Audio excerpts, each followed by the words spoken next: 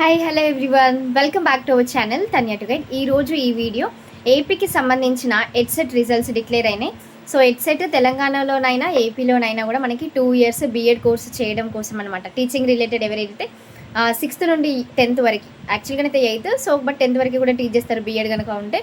So ఇది teach చేయడానికి BEd అనేది 2 year కోర్స్ ఉంటుంది. దానికి కండక్ట్ చేసే ఎంట్రన్సే ఎడ్సెట్ అనమాట. సో దీనికి సంబంధించి ఇవాళ ఏపీలో రిజల్ట్స్ అయితే డిక్లేర్ చేశారు. ఇక నెక్స్ట్ వెరిఫికేషన్ కౌన్సిలింగే ఉంటుంది కాబట్టి దానికి సంబంధించి ఏమేమి డాక్యుమెంట్స్ కావాలి అనేది నేను ఒక్కసారి ఈ వీడియోలో చెప్తాను. వీడియో కంప్లీట్గా చూడండి. కంప్లీట్గా చూసాక మీకు ఏదైనా డౌట్స్ కనుక ఉంటే ఛానల్ కింద కమెంట్ అయితే చేయండి.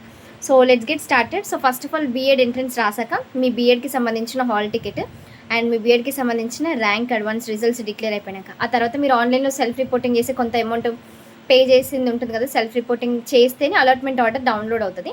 ఆ అలాట్మెంట్ ఆర్డర్ కూడా చాలా చాలా important. Next thing income certificate. Reimbursement ఉన్న వాళ్ళకి మాత్రమే మీకు రియంబర్స్మెంట్ వస్తుంది, అంటే ఇన్కమ్ సర్టిఫికేట్ అనేది మ్యాండేటరీ. నెక్స్ట్ క్యాస్ట్ సర్టిఫికేట్ కూడా రీసెంట్ది, ఇన్కమ్ మాత్రం రీసెంట్ది తీయండి, ఓల్డ్ది అయితే వ్యాలిడ్ అవ్వదు. Next study certificates, me recent study certificates and last 7 years study certificates అయితే రెడీ చేసి పెట్టుకోండి.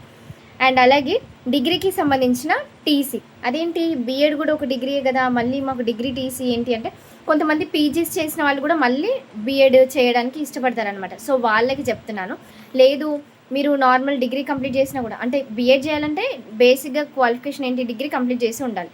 సో అందుకోసమని మీ డిగ్రీ టీసీ అనేది కూడా కంపల్సరీ అన్నమాట. Next provisional certificates. అయితే ఈ ప్రొవిజనల్ సర్టిఫికేట్ గురించి నేను ఒకటి చెప్తాను, కంప్లీట్గా చూడండి. ప్రొవిజనల్ సర్టిఫికేట్ కాకతీయ యూనివర్సిటీలో చేసిన వాళ్ళది మాత్రమే అడుగుతున్నారు. అన్ని యూనివర్సిటీస్లలో చేసిన వాళ్ళది అయితే అడగట్లేదు. కొన్ని కాలేజెస్లలో మైగ్రేషన్ సర్టిఫికేట్ అడుగుతారనమాట. అండ్ ఇది కూడా యూనివర్సిటీ స్టూడెంట్స్ని, ఎవరైతే కాకతీయ యూనివర్సిటీ కానీ అట్లా చేసినారో సో వాళ్ళని మాత్రం కంపల్సరీగా మైగ్రేషన్ సర్టిఫికేట్, ప్రొవిజనల్ సర్టిఫికేట్స్ కూడా అడగడం అయితే జరుగుతుంది. ముందు జాగ్రత్తకి రెడీ చేసుకొని పెట్టుకోండి. ఏపీలో అయితే యూనివర్సిటీ అని కాదు, తెలంగాణ వాళ్ళకైతే ఇట్లా, ఏపీ వాళ్ళకైతే కూడా నార్మల్గా ఈ సర్టిఫికేట్స్ అయితే అడగడం అయితే జరుగుతుంది. నెక్స్ట్ మేనేజ్మెంట్ సీట్ అయితే ఎంత అని కూడా అడుగుతున్నారు. సో మేనేజ్మెంట్ సీట్ గురించి నేను తర్వాత చెప్తాను. మీ డౌట్స్ అని కూడా ఇక్కడ రాసుకొని నేను చూస్తున్నాను. నెక్స్ట్ కాలేజెస్ లిస్ట్ గురించి. సో కాలేజ్ లిస్ట్ నేను ఏపీ వాళ్ళది కూడా పెట్టాను టెలిగ్రామ్లో, ఒకసారి చూడండి. ఎందుకంటే ఏ కాలేజ్లో ఎంత ఫీ స్ట్రక్చర్ ఉంది అనేది కనుక్కోండి. అండ్ కాలేజ్లో జాయిన్ అయ్యే ముందే మీరు అసలు ఫీ స్ట్రక్చర్ ఏంటి, అటెండెన్స్ గురించి కానివ్వండి, లేకపోతే అక్కడికి వెళ్ళినాక ఏదైనా ప్రాబ్లం అవుతుందా, ఒరిజినల్స్ అన్నీ ఇవ్వకపోయినా ప్రాబ్లం కాదా, ఇవన్నీ తెలుసుకొని జాయిన్ అవ్వండి. బయోమెట్రిక్ అటెండెన్స్ ఉందా లేదా అనేది కూడా తెలుసుకోండి. కాలేజ్లో జాయిన్ అయ్యాక మళ్ళీ ఇబ్బందులు పడడం కంటే రెగ్యులర్గా కాలేజ్కి వెళ్ళాలా లేదా అనేది చూడండి. ఎందుకంటే ఇప్పుడు అన్ని ఎఫ్ఆర్ఎస్ వచ్చినాయి కాబట్టి కంపల్సరీగా వెళ్ళాలి అనేది నాకు తెలిసిన ఇన్ఫర్మేషన్. బట్ చూద్దాము. సో ఇది ప్రజెంట్. అండ్ మేనేజ్మెంట్ సీట్ బీఎడ్కి అయితే తక్కువనే ఉంది, డిఎడ్కి ఉన్నంత లేదు.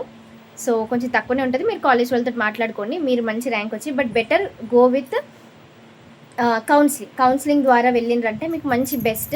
అండ్ కొంచెం ఫీజు కూడా అంటే మనం ఆబ్వియస్లీ కౌన్సిలింగ్ ద్వారా వెళ్ళినామంటే ఫీజు అనేది తక్కువనే ఉంటుంది కాబట్టి కౌన్సిలింగ్ ద్వారా వెళ్ళడమే బెస్ట్ అని నేను సజెస్ట్ చేస్తున్నాను.